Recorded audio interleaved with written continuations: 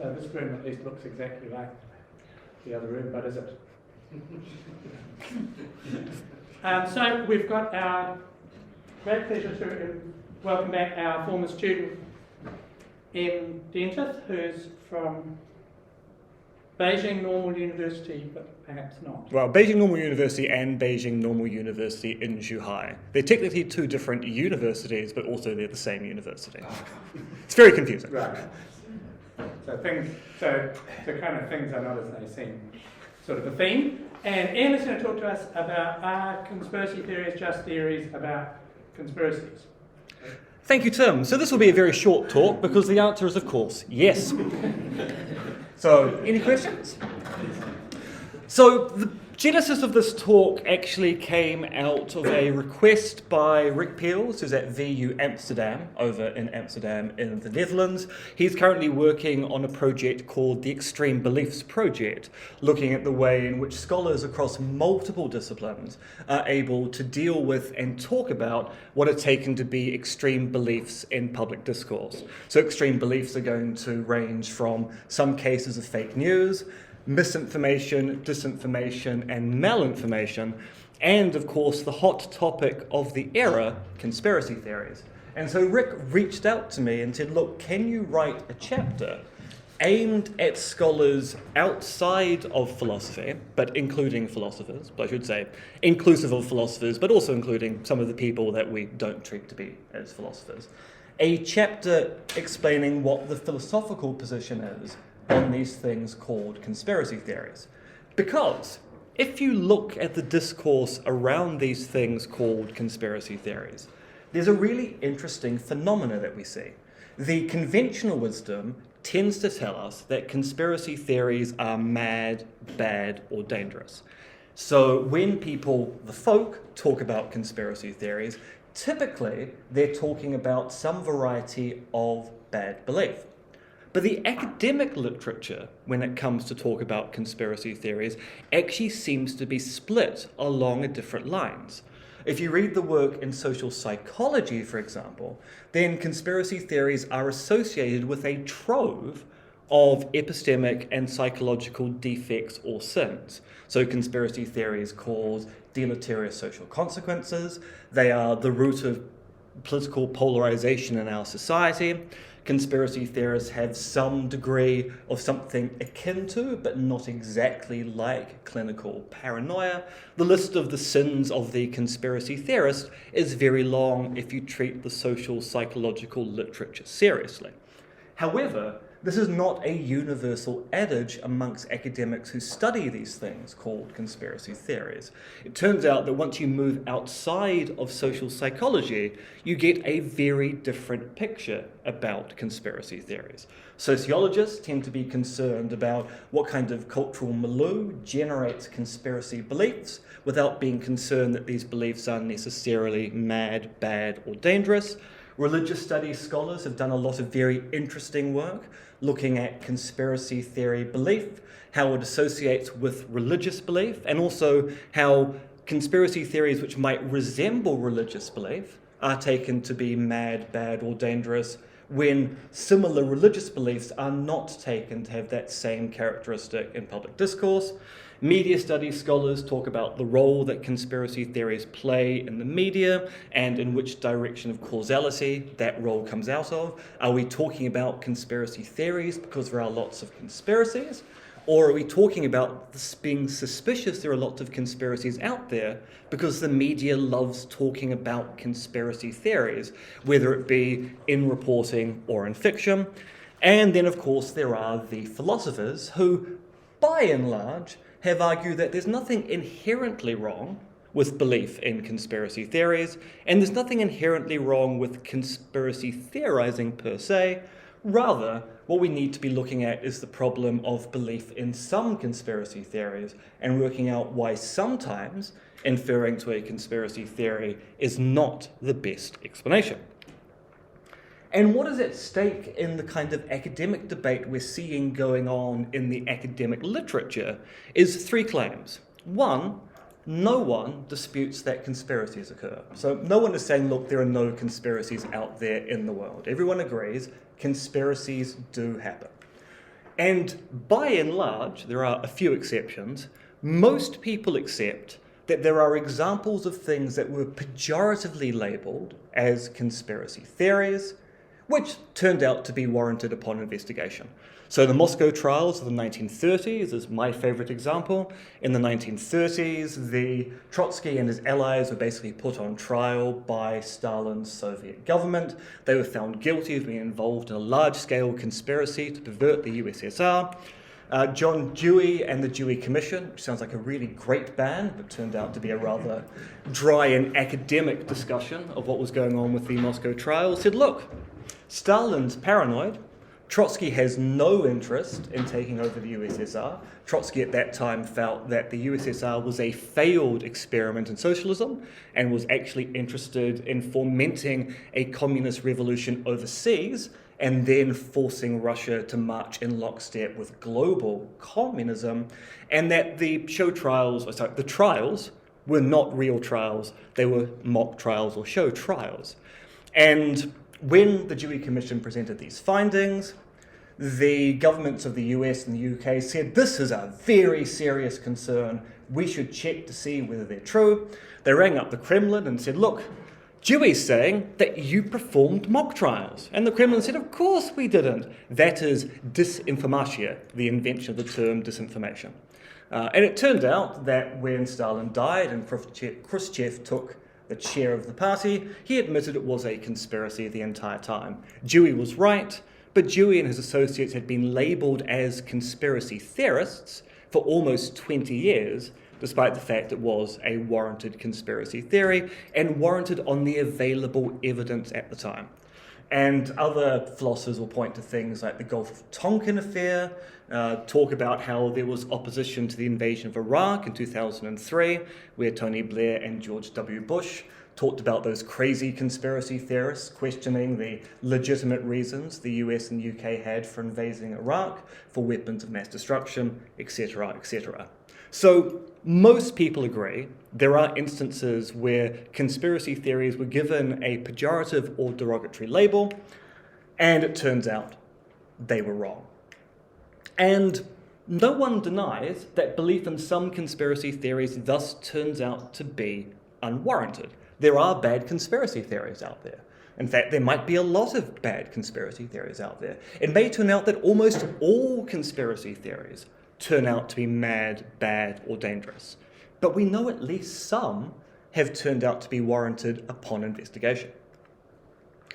Now, philosophers have said, look, if we just say conspiracy theories are simply theories about conspiracies, to say they're an explanation of an event that cites a conspiracy as a salient cause, then we can accept the claim that conspiracies occur. We can accept the claim that belief in some conspiracy theories is unwarranted because there's a lot of unwarranted beliefs out there in the world. And we can also say that, look, sometimes people apply the label conspiracy theory as a derogatory term, either insincerely or mistakenly. So sometimes it turns out that people in positions of power call things conspiracy theories because they actually do want to engage in a cover-up. And sometimes people call things conspiracy theories because they just assume conspiracy theories are bad, it's a bad belief, so we call that thing a conspiracy theory as a bad belief. And so, once again, the answer is, are conspiracy theories just theories about conspiracies? The philosopher, most of the philosophers, there are some exceptions, we'll talk about them later in today's talk, say, look, it's just easier to talk about conspiracy theories as theories about conspiracies. But the problem is there's a mismatch between the way that, say, some academics talk about conspiracy theories and the way that other academics talk about conspiracy theories. Because normally, when we talk about conspiracy theories, we're talking about theories about conspiracies that have some additional feature, so at least one feature, sometimes a multitude of features, that say, look, this kind of belief in a conspiracy theory leads to that theory being unwarranted. There's something bad about a characteristic of this conspiracy theory that justifies a dismissive or derogatory use of the term, that's just a conspiracy theory. And so the question has become, in the academic literature, we could talk about conspiracy theories as just theories about conspiracies, or we could work with a definition of conspiracy theory that encodes within it a normative or evaluative conception that says, look, when we're talking about conspiracy theories, we're talking about particular kinds of conspiracy theories, and typically those conspiracy theories are bad. And indeed, that kind of explains the academic literature. So there is a lot of academic interest in these things called conspiracy theories. It often gets called, in the philosophical literature, the field of conspiracy theory, theorizing about conspiracy theories. And the various people who make up those various disciplines have different research interests into the kinds of conspiracy theories they find interesting. And because different researchers have different theoretical frames or research interests, of course it turns out that conspiracy theories are not just theories about conspiracies. The kind of conspiracy theories that individual researchers in different disciplines study are the conspiracy theories they turn out to be interested in. So depending on the kind of theoretical stance or research interest you have, it kind of dictates the kind of conspiracy theories you're interested in. Social psychologists are interested in the theories which lead to deleterious social consequences, polarization and the like. Sociologists are interested in the theories that emerge from particular milieu. Media studies scholars are interested in the way that conspiracy theories appear in the media, whether that be in factive media or fictive media, and so on. We can tell a story about how each individual research branch of conspiracy theory is interested in subtly different, or sometimes radically different, types of conspiracy theories, and this explains why in some of those research interests, there's a normative characteristic that says these theories are bad, because that's what the researchers are interested in. They're interested in these bad conspiracy theories. Now, this is going to be important, although it won't seem important initially. So it seems like a sidebar. It actually won't be a sidebar by the end of the talk. There's an interesting assumption that goes on in the discussion of conspiracy theory. And that is, we are typically interested only in conspiracy theories of a governmental or institutional character. When we are concerned about conspiracy theories, we tend to be concerned about the kind of conspiracies implied by those conspiracy theories that say that there's some large institution or set of people within a governmental organization engaging in malicious conspiracy against the public interest, which means that we tend to be interested in large political conspiracies. And we might call this the no surprise party criteria, because it turns out the organization of a surprise party looks pretty conspiratorial. If I want to organize a surprise party for John, I might talk with Tim and Emily and talk about how we're going to arrange the food, get the drink, arrange a room, and we're engaging in a cooperative endeavor together. Now, of course, John ought not to know about the surprise party I'm organizing. So Tim, Emily, and myself have to do this in secret. So we're doing a joint activity, it's in secret, and we're doing it towards some end. In this case, we want to give John a really good time. Now, I think that counts as a conspiracy. A lot of academics in the field of conspiracy theory says, no, that's not the right kind of thing to talk about when we're talking about conspiracies. Sure, it looks conspiratorial. And John even might be paranoid. He might be very concerned that Tim, Emily, and myself are acting very oddly around him. And he starts theorizing. What secret plot are they engaging in? What are they doing? He generates a conspiracy theory about our activity. But many people go, well, that still doesn't count as the proper topic of conspiracy theorizing, because surprise parties aren't the proper topic of a conspiracy.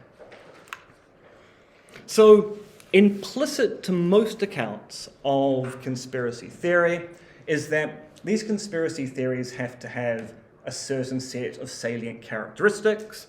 They need to be of at least modest size. They can't be small or innocuous events like organising a surprise party.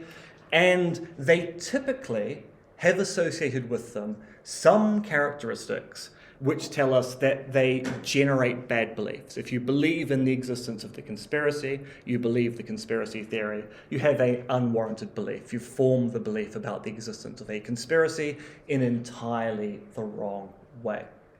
As I say, John's surprise party will be relevant actually, it sounds as if we're actually going to have a... I'm sorry, John, there isn't going to be a surprise party at the end of today's talk.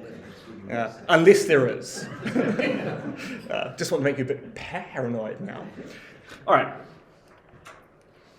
And this salience condition actually explains the kind of rough taxonomy we find in the philosophical and broader literature on conspiracy theory. And that largely when academics who aren't philosophers tend to be working on conspiracy theory, say, look, either conspiracy theories are prima facie false, they're just never good beliefs, or they're unlikely to be warranted according to the available evidence. So sometimes conspiracy theorists will be right and there is a conspiracy, but most of the time conspiracy theorists get it wrong because their beliefs are formed in the wrong way. Or conspiracy theories are the product of some process or set of factors that generates a belief which is not necessarily connected to the existence of a real conspiracy. So there's a lot of literature in sociology and anthropology saying that, look, in some situations, people are perfectly rational to be theorizing about the existence of conspiracies given the kind of political or social culture they live in, even if it turns out that those beliefs are not generating genuine beliefs in conspiracies. The kind of culture they live in means it's rational to be suspicious that conspiracies are going on around them all the time. And so you find literature on this with respect to illiberal democracies like Hungary, a lot of literature in Eastern Europe about countries like Romania and Bulgaria with their long history of corrupt governments, where people say, look, even if the conspiracy theories they generate aren't true, it's still rational to be a conspiracy theorist in those societies, given the high prevalence of just general conspiracy in their policies.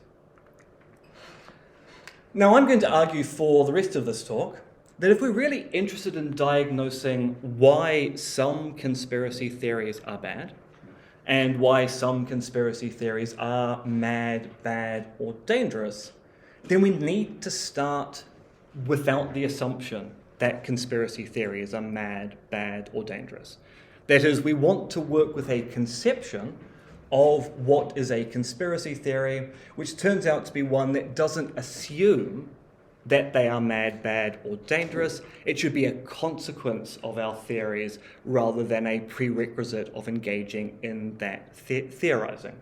And I have argued elsewhere that one of the big problems, particularly in social psychology, is that social psychologists assume conspiracy theories are bad and then set about proving why they're bad in their research work without actually examining the question, are conspiracy theories necessarily bad beliefs? I have an interesting paper which is coming out later this month in the Rutledge collection, Misinformation and Conspiracy Theories, where I go through 5 years of work by social psychologists looking at the kind of examples they use in their work to motivate their analysis of conspiracy theories and point out that every time they assume the beliefs they're interrogating are bad without ever showing they are actually bad. So there's a problem in the wider literature that some people are just assuming the conclusion, conspiracy theories are mad, bad, or dangerous, and then arguing to that conclusion based upon baking it into the premises of the work they do. Now, I'm not going to take social psychologists or social scientists to task in this talk. In this talk, I'm going to focus entirely on what philosophers are doing. Because, as I said at the top of this talk, most philosophers who are working on conspiracy theory, so Brian L. Keeley, Lee Basham, David Cody, Charles Pigden, to a certain extent Juhal Riker and Patrick Stokes, new writers like Matthew Shields, Milana Sapos, Julia Dutz, Will Mittendorf, Nikki Pfeiffer, Enrico Huswald, they've all argued that, look, we have to assess conspiracy theories with respect to the evidence, and we can't assume they're bad. And this has actually kind of become a bit of a consensus ever since Charles Pigden wrote his paper, Popper Revisited, or What is Wrong with Conspiracy Theories, back in 1995. But there has been a recent spate of work by philosophers, such as Cassam, Keith Harris, Giulia Napolitano, and Kevin Reuter, which have actually challenged that consensus that we should treat conspiracy theories as just theories about conspiracies. And they argue we have good grounds for saying that conspiracy theories are generally mad, bad, or dangerous, and thus conspiracy theories are not just theories about conspiracies. There's something else. And I want to just go through very briefly the kind of arguments they present to go, look, once again, they're kind of smuggling in the assumption these theories are bad, and they're not questioning that assumption to get to this rather odd, with respect to the rest of the philosophical literature, conclusion. So let's start at the beginning. So Quassim has written 4 pieces now on conspiracy theories. I'm going to focus on 2 of them, his 2019 book called Conspiracy Theories, and his 2023 article published in Society, which is also called Conspiracy Theories. I think it's very unfair for someone to use the same title for 2 pieces. It makes it very difficult to reference in a work. And Cassam, who's coming from the perspective of vice epistemology, argues that, look, the problem with conspiracy theories is that they exist for one function, and their function is to be right-wing political propaganda of anti-Semitic origin. So when you encounter a conspiracy theory, you are encountering a piece of propaganda. This propaganda is bad because it's right-wing and extreme right-wing, and the genealogy of conspiracy theories means that for every conspiracy theory you encounter, you can track it back to an anti-Semitic origin of some kind. Now, this work has been argued against by other recent work. Matt Shields, in a paper this year, argues that one of the issues with Cassam's view here is that he is selecting only some conspiracy theories to focus his attention on. And his focus is on what Shields calls non-dominant conspiracy theories. And these are non-dominant conspiracy theories because they are conspiracy theories put out by people in no particular position of power. So Cassam looks at things like flat earth theories, he looks at things like JFK wasn't actually assassinated by Lee Harvey Oswald theories, he looks at a variety of theories which come from basically non-dominant institutions. And Shields argues this is a problem because if Cassam is actually concerned about conspiracy theories as being political propaganda, surely he should be really interested in the conspiracy theories which are promulgated by governments, by dominant institutions, who actually have a much larger handle on being able to engage in propaganda efforts. So Shields says, look, the first issue with Cassam's position here is that he's self-selecting just a small subset of the wider variety of conspiracy theories, and then accusing that subset of all of these ills, and then generalizing from that subset to all conspiracy theories. And if he's really concerned with the political character of what makes a conspiracy theory bad, then surely he should be looking at things like the example of the West saying that there were weapons of mass destruction in Iraq in 2003, which was propaganda, turned out to be false propaganda. There's entire literature on the fact that propaganda is not necessarily bad, it's only bad in some situations. And it was put forward in a way which actually matches the way that Cassam wants to talk about these things, but comes from a different location. The other problem is that Cassam is really committed to the notion that all conspiracy theories have political character. And if they don't have explicit political character, then they must be gateway drugs to political conspiracy theories of some kind.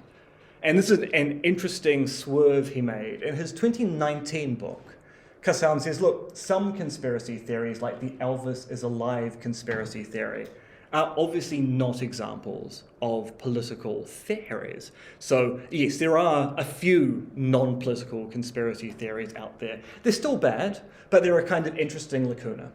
In his 2023, he doubles down and says, look, every conspiracy theory is bad, and every conspiracy theory contains political character, including those Elvis is alive conspiracy theories.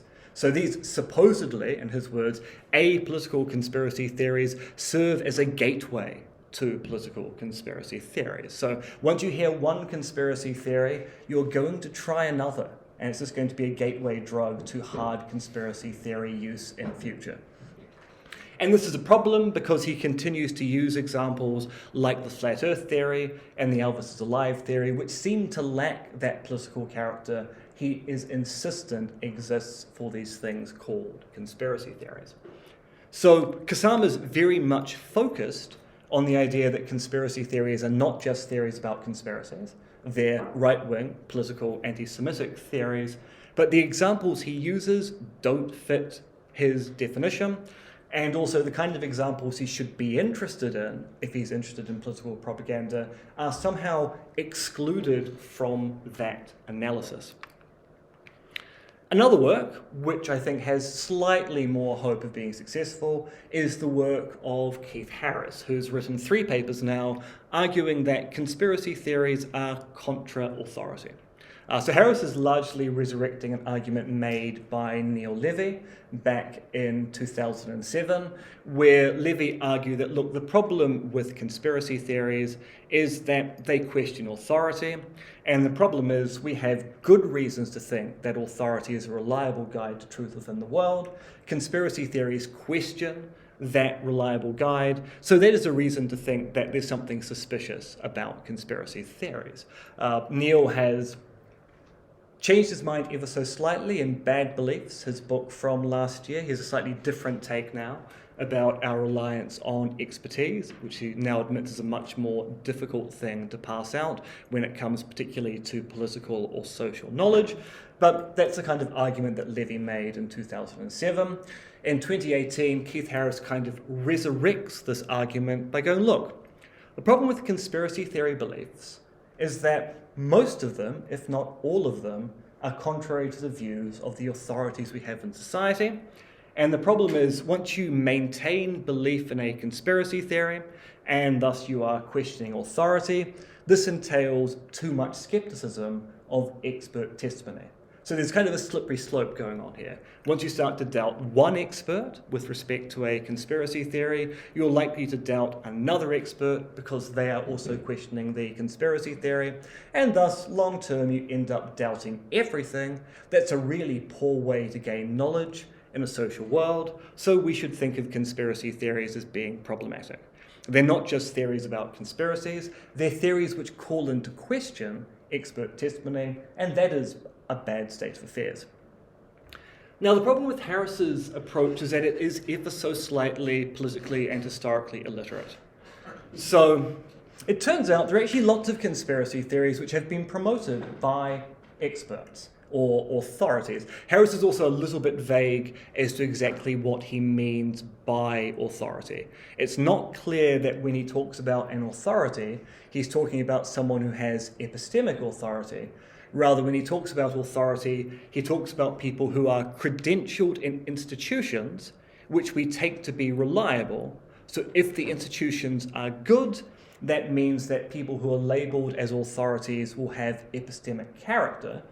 But Harris gives us no account to say we live in a world where the institutions which credential people actually work properly. And talking as someone who has been made an associate professor, anyone can be promoted within a university, so why should you trust what comes out of the mouths of experts? So, but yeah, there are lots of examples of cases where we have experts who have said, look, actually this happened? That's not even a word. This happened. The Moscow show trials in the 1930s, the Profumo affair in the 1960s in the UK, the Watergate scandal also in the 1960s. In medicine, I mean, we know about the Tuskegee syphilis study. In the US, the unfortunate experiment here in Aotearoa, New Zealand. In the realm of science, I mean, you can point to Lysenkoism in Soviet Russia, and also add into that the ongoing debate about the role that Big Pharma plays in suppressing studies that don't show that particular drugs work. And in the world of business, we know about things like the Volkswagen emissions scandal and the like. There are lots of examples of conspiracy theories which are not contra the views of genuine epistemic authority. So Harris faces, at first glance, the problem of, well, if they're contra epistemic authority, or they're contra authority, there are lots of examples that actually don't fit his schema. So it is the case that, yes, sometimes conspiracy theories which go against what experts say are bad beliefs, but that's no guarantee because experts sometimes endorse conspiracy theories as well. Giulia Napolitano argues that, look, conspiracy theories aren't theories because they aren't actually theories. So she argues the problem with conspiracy theories is that they are evidentially self-insulated beliefs. That basically whenever you find a conspiracy theory and you try to argue with the conspiracy theorist, you get the problem of the conspiracy theorist will ignore any evidence you put forward to debunk or show their conspiracy theory is bad. And she goes, look, this is evidential self-insulation. These people aren't actually holding theories. These are just beliefs. They're conspiracy beliefs. And once you challenge those beliefs, they protect those beliefs by isolating the beliefs from the available evidence. This is a bad thing epistemically. You should not have self-insulated beliefs. It's a very bad way of doing things. And therefore it turns out that conspiracy theories are not just theories about conspiracies. They're not even theories, they're just beliefs, and they're irrational beliefs to boot. Now, she argues this from the position of Bayesian norms. So she argues, according to Bayesian norms, this shows us that conspiracy beliefs, not theories, are bad, and that's a reason to have a dismissive view of conspiracy theories, which are not beliefs in the world. But other Bayesian scholars have looked into this and went, well, look, evidential self-insulation actually isn't always... Sorry, my watch is trying to have a conversation with me at the same time. They argue that, look, according to Bayesian norms, evidential self-insulation isn't always irrational. Sometimes evidential insulation is a form of belief protection. And indeed, in some situations, you may well think that people outside of your expertise group or the community of people you communicate with are either ill-informed, they don't understand how the evidence actually works, or they're actually out to get you. And so in some situations, it's actually quite legitimate to protect your belief from the utterances of people outside of your particular epistemic community. And the only way to tell whether belief protection is a bad case of evidential self-insulation is to judge these theories on a case-by-case basis. Actually look at what's going on in those communities. You certainly can't take it as a general lesson. So, A, it's not clear that evidential self-insulation is bad, but the other thing to note, it's not even clear that most conspiracy theory beliefs are evidentially self-insulated anyway. And the nice example of this is you take two exemplar conspiracy theorists. David Icke, the man who believes the world is controlled by alien shape-shifting reptiles, who either come from another planet or another dimension, but they definitely go around eating babies and drinking blood. And Alex Jones, who believes in every false flag theory you can possibly imagine, have changed their minds. So David Icke once believed he was the Son of God. He went on TV on the Michael Aspel show wearing a lavender shell suit and said, look, I am the Son of God. I'm prophesying in the next 20 years the world is going to end. You need to listen to me now. David Icke now uses that clip in his talks to poke fun at his earlier views. He said, look how stupid I was back in the day. I didn't understand what the voices in my head were telling me. But he has changed his mind. He is no longer the Son of God. And Alex Jones, and admittedly this might be for legal reasons, now does say the Sandy Hook shootings were not a false flag and actually genuinely did occur.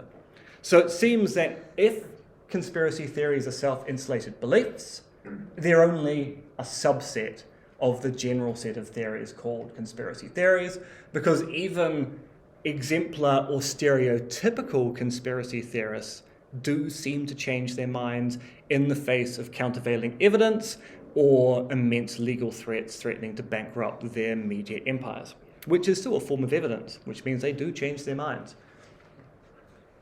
Now, none of these criticisms are to say that we should ignore the insights of these particular philosophers, because it turns out that when conspiracy theorists act as ideologues, they ignore expert testimony, they play by different evidential rules, then we can say that, look, these resultant conspiracy theories have a suspicious character, which means that we have reason to think they might belong to the class of mad, bad, or dangerous ideas or theories. But we can't generalize from the fact that some conspiracy theories go against expert testimony, that some conspiracy theories are used as propaganda, that some conspiracy theories are evidentially self-insulated, to claim that all conspiracy theories have that character, and thus all conspiracy theories are bad. It would be much better to come up with a theory of conspiracy theory that says, look, some of these theories have these features, and once we identify those features give us a reason to think they're going to be bad beliefs. But it only tells us about some, and some may be many, if not nearly all. But it should be the consequence of our theory about conspiracy theory rather than the starting place for our particular theories. So I'm going to now talk about the other concerns. I mentioned that Napolitano wrote a piece with Kevin Rota. And this is an interesting piece, because this is a piece of experimental philosophy that was done in 2021. So Napolitano and Rota, based upon 4 experimental philosophical studies, argue that when you talk with conspiracy theorists, or you talk with the folk about what they take the term conspiracy theory to mean, it turns out that everybody builds in an evaluative notion to these things called conspiracy theories, and that evaluative notion tells us that they're bad beliefs. Also, interestingly enough, from their studies, they also find that conspiracy theory is a synonym for bad belief. So people will refer to things as conspiracy theories even if they don't mention conspiracies at all. They will simply refer to any bad belief as being a conspiracy theory. And so they use these studies to argue that, look, no matter the preceding qualifications or worries about philosophical work, we ought to be following the folk when it turns out we're talking about conspiracy theories. Academics should be using the term conspiracy theory in such a way that it maps on to ordinary or common usage.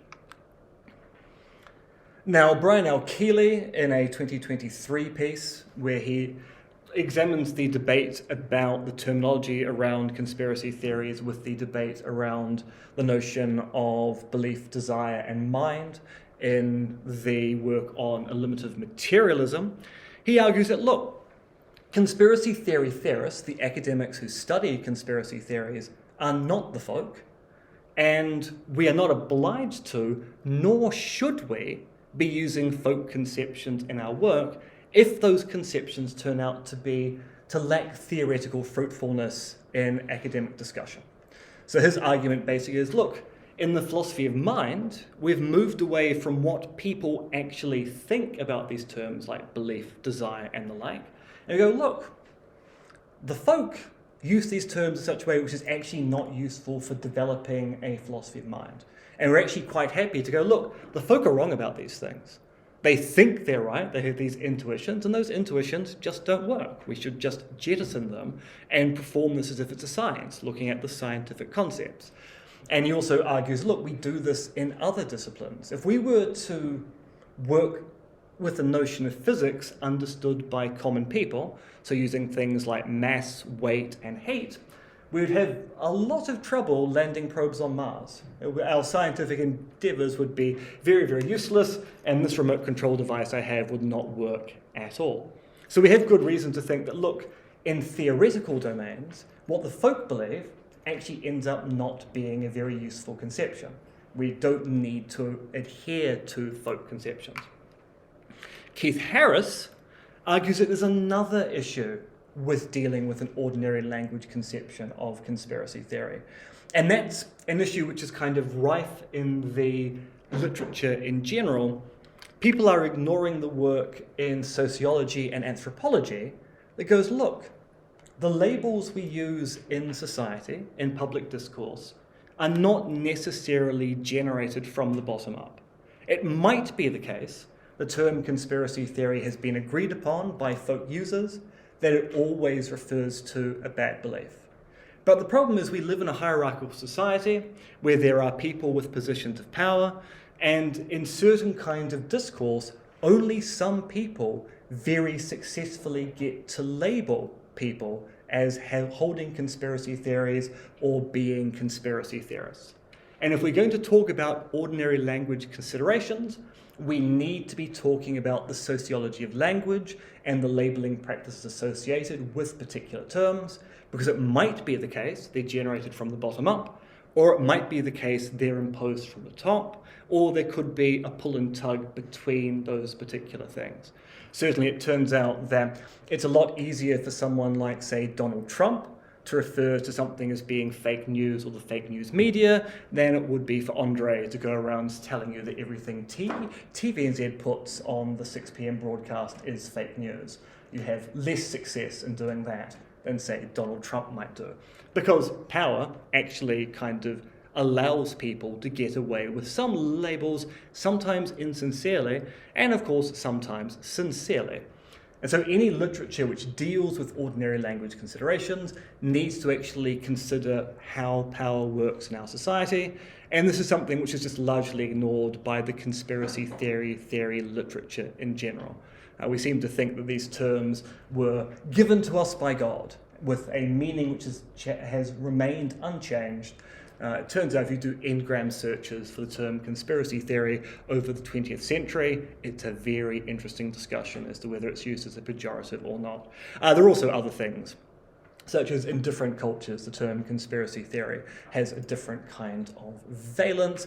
As I like to point out, famously, John Key went on TV and said Nicky Hager is a conspiracy theorist, we shouldn't believe anything he says, and parts of the media went, well, I mean, he is a conspiracy theorist, but is he wrong?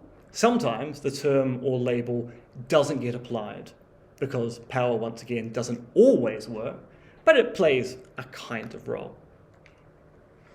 Okay, so this is where John's surprise party becomes important again. So what counts as a conspiracy also actually informs what is the proper subject of a conspiracy theory. Now, if we think about the minimal definition of what actually counts as a conspiracy, then it concerns two or more people acting in secret towards some end. That's why I say a surprise party organisation turns out to be conspiratorial. Tim, Emily, and myself are two or more people. It's 3 people I can count. We are acting in secret because we don't want John to know about the party, and we have an intention to bring about some end, which is to give John a good time. There's no guarantee John will have a good time. There's no guarantee that when you engage in a conspiracy, you're going to be successful. It's simply the conspirators want to achieve some end, as opposed to necessarily will achieve that end. And so that end is going to be a political coup, corporate cover-up, or the organisation of a surprise party. And what's interesting, if we work with a minimal definition of both conspiracy theory, any explanation of an event that cites a conspiracy as a salient cause, and we work with a minimal definition of what counts as a conspiracy, then it turns out that A, there are a lot of conspiracies going on around us all the time, because the fact that people organise in secret in groups to achieve ends is going to be a very common process, whether it be a plot to avoid a faculty meeting, organising a surprise party, or background shenanigans selecting a candidate for a particular electorate. They're all going to be conspiracies of some kind. They're not all necessarily bad. Some of those conspiracies will be for the good, some will be for the bad. In the same respect that I'm fairly sure the surprise party that I'm hypothesizing is not designed to injure John, but rather to give John pleasure. So if we work with this minimal definition, conspiracies end up being common. Conspiracy theorizing, where people get concerned that there are cover-ups or organizations by friends that they aren't aware of are going on, they will be common as well. And this actually makes, I think, a more interesting research space, because it allows us to go, well, look, if conspiracies are commonplace, or at least more common than most people think, once we extend the franchise beyond the political, then we need to go, well, look, why is it that theorizing about a surprise party isn't considered to be paranoid-esque, but theorizing that the candidate selection for Mount Roskill is paranoid? Why is it that we go, well, look, for these small things, it's perfectly fine for John to be suspicious of what Tim, Emily, and myself are doing. But if John gets concerned about what's going on in the backroom deals for his electorate, well, John's just engaging in paranoia at that point, and we should go, tut, tut, John, you shouldn't be thinking that way.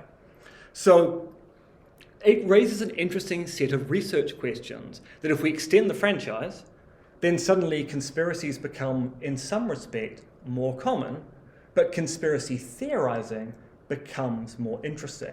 And that's why I think that we should talk about surprise parties as being a kind of conspiracy, and it enables us to then talk about conspiracy theories in a really interesting way.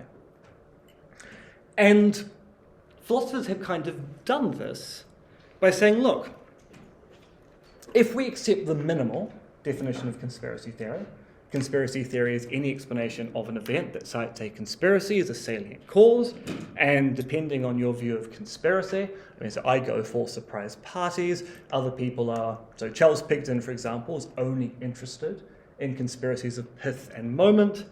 Brian L. Keeley agrees that surprise parties could be conspiracies, but he's only really interested in political conspiracy theories. Riker and Basham are kind of interested in all the theories, but they've got different kind of views on which ones are the most interesting versus the least. These philosophers who have worked with these kind of minimal definitions, although Juha Riker keeps changing his mind as to whether he's going to agree to the minimal definition or not, but Lee Basham, who he works with, is very much a minimalist when it comes to these things. We've all gone, look, there are reasons to be suspicious of certain kinds of conspiracies which have certain character. So adopting this kind of minimal definition of both conspiracy theory and conspiracy still allows you to engage in analysis that says, look, some of these conspiracy theories really are mad, bad, or dangerous. So Riker and Basham talk about how there are some conspiracy theories which are just too fantastical to be considered as plausible alternatives when you're evaluating explanations. So the example they use is David Icke and his alien shape-shifting reptiles going, well, look, none of us seem to believe we live in a world where alien shape-shifting reptiles from another dimension exist. There's actually a very good reason to think the conspiracy theory is probably implausible. If your theory posits entities that don't exist, you probably shouldn't take it seriously. But on a different spectrum, you might go, well, look, the plausibility of talking about the possibility that there was a politically motivated burglary in the Watergate complex seems much more plausible than claiming that the US military is hiding the existence of aliens who crash-landed in Roswell, Mexico. Although, when I wrote the chapter, the investigation in the US Congress about UFO contact and the fact that we're apparently keeping extraterrestrial biologics in storage on US Air Force bases wasn't in the discussion, may have actually changed the calculus there. Charles Pigden talks about the fact that some conspiracies are just too defectable. The kind of people who are involved in them are going to be very bad at plotting, or the number of people involved in the plot means that someone's going to speak out. Charles likes to talk about some of the schemes that G. Gordon Liddy came up with to try to entrap Democrats during the Nixon regime, one of which was Liddy said, look, let's just get some prostitutes, put them in a motel room, invite some Democrats over, and then lace them with LSD, videotape what they're doing and use it as blackmail. And people went, so how are you going to guarantee that the people involved don't talk? Because, oh, they won't, but they probably will. There are certain plots which just aren't going to work out, and you can critique them for being just very bad conspiracies. Brian L. Keeley talks about the notion of maturity, the notion that, look, sometimes conspiracy theories persist in public discourse for too long, and when they persist for too long, that gives us a good reason to think that they're probably not good because they just haven't garnered enough evidence to be warranted. So if a conspiracy theory survives for a long time and accumulates no new evidence, then you should probably consider it to be a suspicious theory of some kind. I talk about how there are certain conspiracy theories which are just dredged up old conspiracy theories. Unfortunately, we're seeing a lot of anti-Semitic, pro-Nazi conspiracy theories going on at the moment, and a lot of us thought those were kind of hit on the head after World War II, and they're just resurrecting the same Jewish global plan conspiracy theory. And you can often go, well, I mean, that just looks like the old theory, and here's a good reason to think the old theory is bad. And a new work by Stamateus Pereira talks about, look, there are certain conspiracy theories which are literally the product of conspiracies. So the kind of examples he's talking about are things like big tobacco and big oil, who generate conspiracy theories to cover up that they're engaging in conspiratorial behavior. Is, well, look, actually, if you can show a conspiracy theory is the product of a conspiracy, so you can show that a conspiracy theory is shown, a conspiracy theory has been generated, that's also a good reason to go, look, it's one of those suspicious theories. And so all of these arguments say, look, some conspiracy theories deserve the moniker of being mad, bad, or dangerous, although most of this work says, look, you still have to go and double check these findings. It might be the case this new theory is a repeat of an old one, but actually might have novel evidence. It actually might be true this time. Or this might be mature, but that might be because the information just hasn't come out yet. One discussion that goes on a lot in the literature is that we still actually don't know what really happened at Bletchley Park during World War II.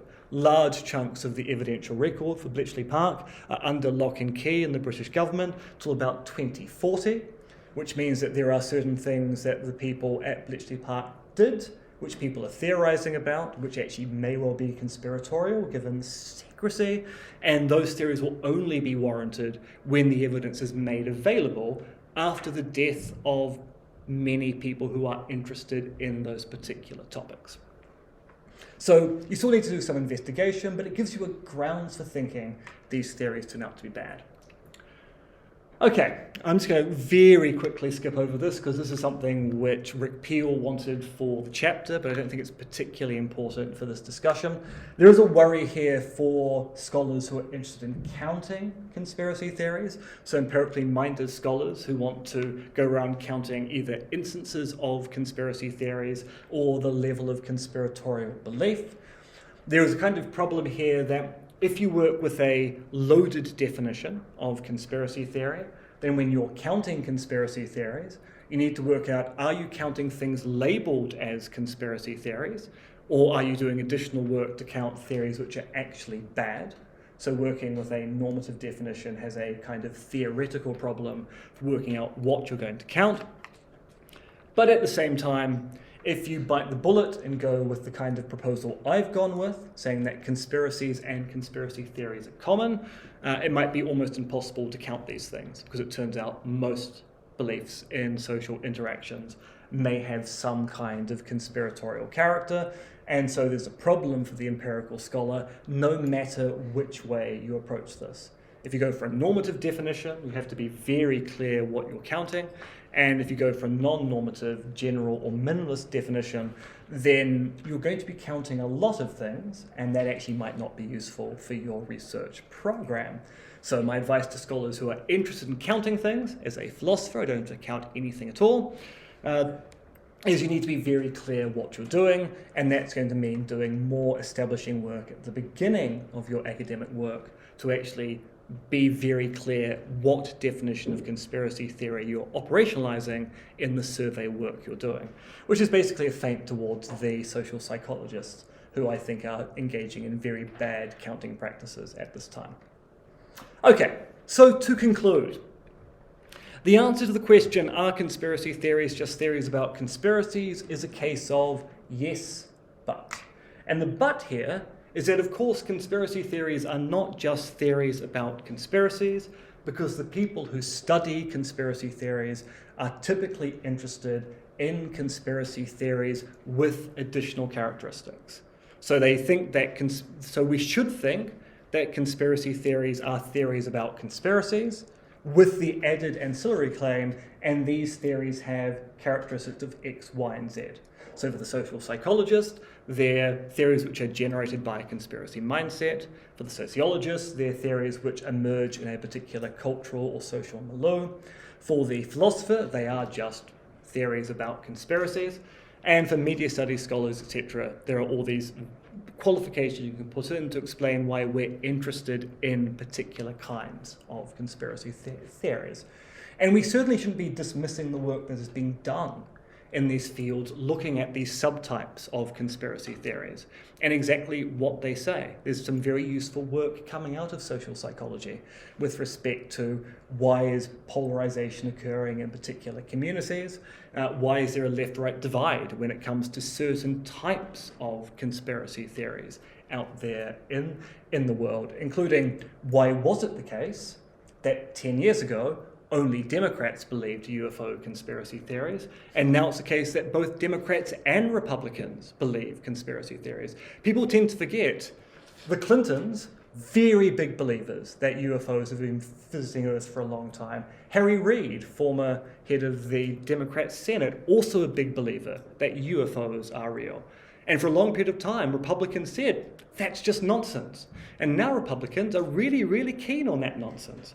So there's interesting survey work going there to say, what is happening with the political debate around these things? But my argument is, and this has been my argument now for over 5 years, if we want to say conspiracy theories are mad, bad, or dangerous, then we probably want to admit that actually only some of those theories are mad, bad, or dangerous, because we can point to examples of conspiracy theories pejoratively labeled that turned out to be warranted. And so if we're going to admit that only some conspiracy theories are mad, bad, or dangerous, we need to start with a general, minimalist definition of conspiracy theory. I also think we should start with a minimalist definition of conspiracy, but I'm aware that people disagree with me on that, and make the consequence of our theory that certain theories are mad, bad, or dangerous, rather than assuming from the beginning that they are mad, bad, or dangerous. Because in the end, conspiracy theories are just theories about conspiracies. What's interesting is how different academics want to study different kinds of theories about conspiracies called conspiracy theories. And with that, I think I'm exactly on my hour, so we'll bring this to a close.